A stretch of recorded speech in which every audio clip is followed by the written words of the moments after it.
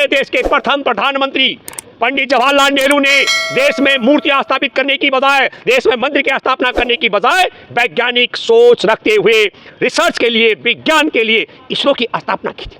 उसकी परिणति के 3-4 तरीके हैं। सस्ता माल लो और महंगा बेच दो, जैसे कम कीमत पर पेट्रोल डीजल गैस लो और देशवासियों तानाशाही तरीके से ज्यादा टैक्स वसूल करो। और तीसरा, काम कराओ पर वेतन नौकरी भी यही कर रहे हैं। 2900 इंजीनियर है HCL के कर्मचारी, उन्हें 18 महीने से वेतन नहीं मिला। उनका तो बहुत बड़ा योगदान और बलिदान है, कुर्बानी है उनकी। 18 महीने से बगैर वेतन का उन्होंने चंद्रयान 3 के निर्माण में भूमिका पहले बड़ी कंपनियों की नीलामी की। 300 से ज्यादा सरकारी संस्थान, एक तीर से 2 शिकार, हमारे देश की सरकारी संपत्तियों को निजी हाथों में बेच करके देश को कंगाल षड्यंत्र क्या है। जो हमारे देश में SC और ST का आरक्षण है 49%, उसको छीनने का षड्यंत्र से कहते हैं। ये सारी कंपनियां जो निजी कर दी गई हैं, इन सारी कंपनियों में आरक्षण भी खत्म कर दिया गया।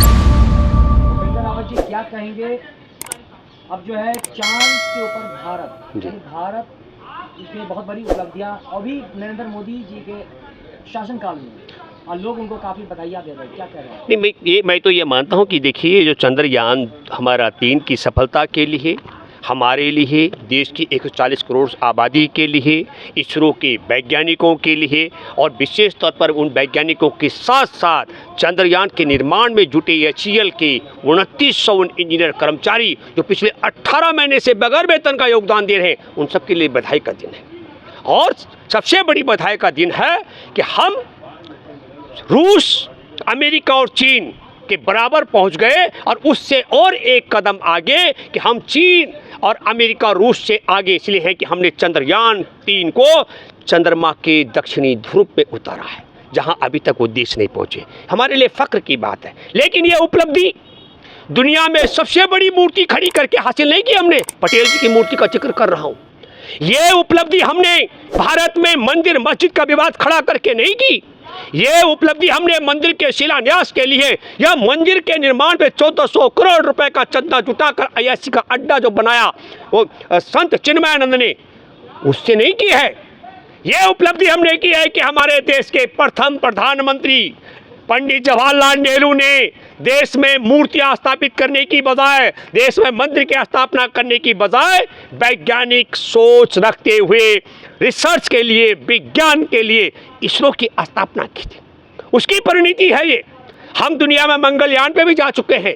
आपको मालूम होना चाहिए कि जिस वक्त हमारा मंगलयान छोड़ा गया था मनमोहन सिंह की सरकार के कार्यकाल में, तब चुनाव संचालन समिति की अगुवाई कर रहे भाजपा के गठबंधन NDA की तरफ से उसके नेता बने नरेंद्र मोदी ने कहा था, गरीब देश में चंद्रयान छोड़ने की जरूरत क्या है। लेकिन कोई सवाल नहीं करता कि नरेंद्र मोदी इस गरीब देश में दुनिया की सबसे बड़ी मूर्ति 3000 करोड़ ज्यादा की मूर्ति स्थापित करने की क्या जरूरत है। कोई सवाल नहीं करता है कि गरीब देश में इतना भव्य मंदिर बनाने, महंगा मंदिर बनाने की क्या जरूरत है। तब हम ये कहना चाहते हैं, इस उपलब्धि के पीछे वो वैज्ञानिक शोध है। हम आपके माध्यम से कहना चाहते हैं, आज आपने देखा होगा कि जब हमारा विक्रम लैंड कर रहा था तो मंदिरों में घंटे घड़ियाल बजाए जा रहे थे। ऐसा संदेश दिया जा रहा था जैसे पूजा कर देने से, पूजा पाठ करने से हमारा मंगलयान 3 सफल रहा होगा। तो मंगलयान 2 क्यों असफल रहा? उसी तो पनौती वहीं थे, और पनौती खुद थे, और तमाम मंदिरों में घंटे घड़ियाल बजाए जा रहे थे। तब भगवान क्यों रुष्ट हो गए थे?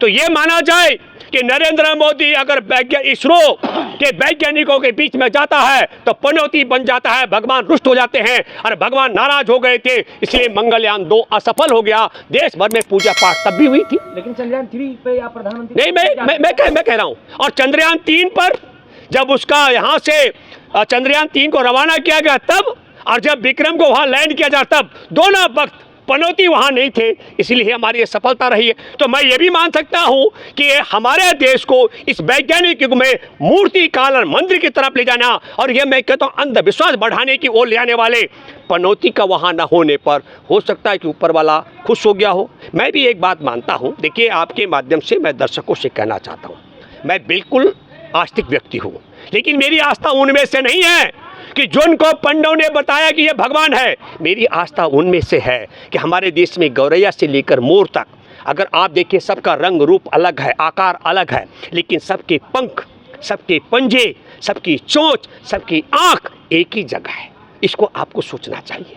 देश दुनिया में सैकड़ों नस्ल के कुत्ते हैं, पर सबकी आंख, सबके मुंह, सबके कान, सबके पैर और पूंछ एक ही जगह पर है। प्रधानमंत्री नरेंद्र मोदी 5 ट्रिलियन वाला देश बनाने जा रहे हैं। तो 5 ट्रिलियन का देश बनाने के लिए नरेंद्र मोदी जी ने इसरो के वैज्ञानिकों की मदद में जुड़े HAL के जो इंजीनियर और कर्मचारी 2900 हैं, पिछले 18 महीने से उनका वेतन रोका हुआ है, ताकि देश को 5 ट्रिलियन मतलब जानते हैं 5 लाख करोड़ अमेरिकी डॉलर का देश बनाया जा सके। नरेंद्र मोदी जी ने, उनकी सरकार ने दुनिया के देशों से 100 लाख करोड़ रुपए, 100 लाख करोड़ अमेरिकी डॉलर का कर्जा उठाया, ताकि देश को 5 करोड़ अमेरिकी डॉलर का पूंजी वाला देश बनाया जा सके। नरेंद्र मोदी जी ने बहुत सस्ती कीमत पर 20, 25, 30 रुपए लीटर के पेट्रोल डीजल को और 400 रुपए के सिलेंडर को 1100 में बिकवा करके देश की जनता को लुटवा करके 5 ट्रिलियन का जो सपना है उसे पूरा करने का आधार बना रखा है। हमारे देश की सब्सिडी खत्म करा करके 5 ट्रिलियन मतलब 5 लाख करोड़ अमेरिकी डॉलर का खजाना खड़ा करने का, और हर एक जरिया हमारे देश में 166 लोगों की झोली में इतना धन भर दिया है जितना आधी आबादी के पास है। और टैक्स कैसे लिया जा रहा है, देखिए, इसे कहते हैं तानाशाही, राजशाही। 80 करोड़ से ज़्यादा लोगों को 5 किलो राशन इसलिए दिया जा रहा है कि लोग गरीब हैं। पर GST वसूली में आपको बताना चाहता हूँ, देश की आधी आबादी से 64% GST वसूला जा रहा है। देश की 40% मध्यम वर्गीय आबादी से 33% टैक्स वसूला जा रहा है, और 97% हो गया। और देश के 10% सबसे ज्यादा धनवानों से मात्र 3% टैक्स वसूल करके, तो कितना बड़ा तरीका है कि देश के अमीरों से सबसे कम टैक्स और देश के गरीबों से सबसे ज्यादा GST उनके पेन पे, पेंसिल पे, कलम पर, हॉस्पिटल के बेड पर, धर्मशाला के बिस्तर पर, आटे पर, चावल पर, सब पर टैक्स वसूल करके 5 करोड़ लाख करोड़ अमेरिकी डॉलर का एम्पायर खड़ा करने का षड्यंत्र किया जा रहा है। तो क्या हम मैं कहें, अच्छी बात है, हमारा देश तरक्की करेगा। एक मिनट बताता हूँ।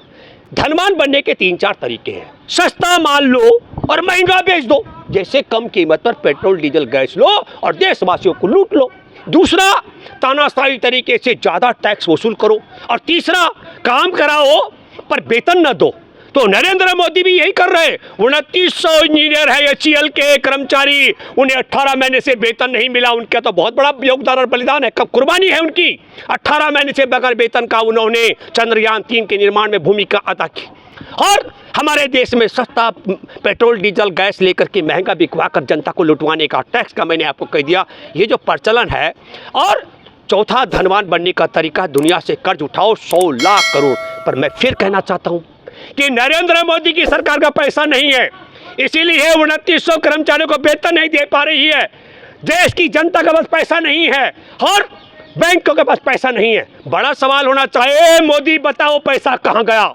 100 लाख करोड़ अमेरिकी डॉलर का कर्जा लिया, सस्ता पेट्रोल डीजल गैस बिकवा कर जनता को लुटवाया, बहुत सारा टैक्स लगाया जा रहा है और सरकारी संपत्तियों की नीलामी की गई। मैं आपको नीलामी में कहना चाहता हूं कि आप देखिए, ये मेरे पास लिस्ट है, पहले बड़ी कंपनियों की नीलामी की, 300 से ज़्यादा सरकारी संस्थान, एक तीर से 2 शिकार, हमारे देश की सरकारी संपत्तियों को निजी हाथों में बेच करके देश को कंगाल बनाने का दूसरा बड़ा षड्यंत्र क्या है।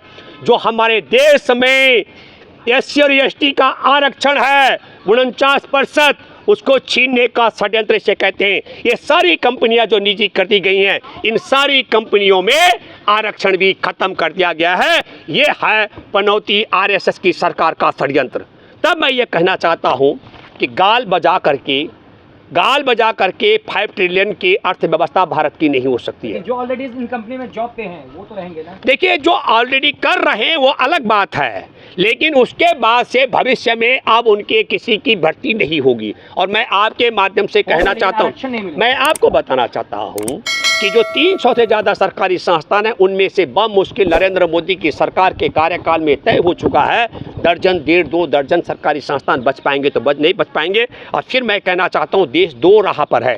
एक राह था कि निजी संस्थाओं का सरकारीकरण करने वाली कांग्रेस की सरकार थी, और ये दूसरी संघ परिवार की सरकार है जो इंसान से इंसान में नफरत फैलाने की, दुनिया से कर्ज उठाने की, अमीरों पर कम टैक्स और गरीबों पर ज़्यादा टैक्स लगाने की काम करती है। वह हमारे देश के तमाम सरकारी संस्थानों को निजी हाथों में बेचती जा रही है। आरक्षण SC और ST का ख़त्म करा रही है।